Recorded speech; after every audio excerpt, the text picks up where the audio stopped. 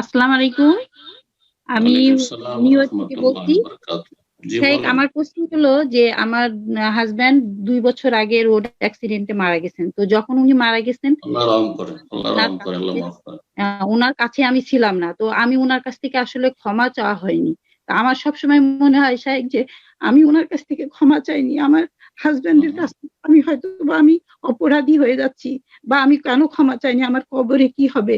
বা আমার কিয়ামতের দিন আমি এই প্রশ্নের সম্মুখীন হব কিনা? এই সবসময় জি। সারাক্ষণ আমার মনের মধ্যে হুম, এরকম হুম। অশান্তি লাগে। তো শাইখ আমি এই সমস্যা থেকে কিভাবে উত্তরণ পাইতে পারি? বা এই ক্ষমা চাওয়ার ব্যাপারে আমি কি করতে পারি? এটা আমার আপ আপনার কি তার ইন্তেকালের সময় কোনো মনোমালিন্য ছিল স্বামীর সাথে? শুনছেন কিনা উনি? আকরাম ভাই শুনছেন উনি? আপনার কি আপনার স্বামীর ইন্তেকালের সময় কোনো মনোমালিন্য ছিল? একটু একটু ইয়ে ছিলেন উনি আমার উপর কি ছিলেন, অসন্তুষ্ট? সুবহানাল্লাহ।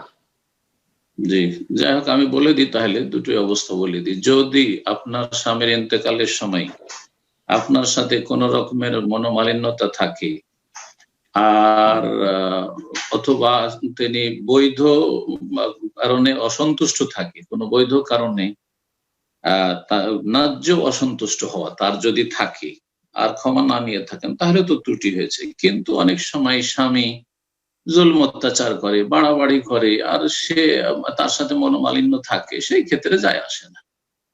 তো আমাদের সমাজে যে একটা ধারণা যে ইন্তেকালের সময় স্ত্রীকে স্বামীর কাছে ক্ষমা নিতেই হবে, এমন কিছু শরীয়তের বিধান নেই।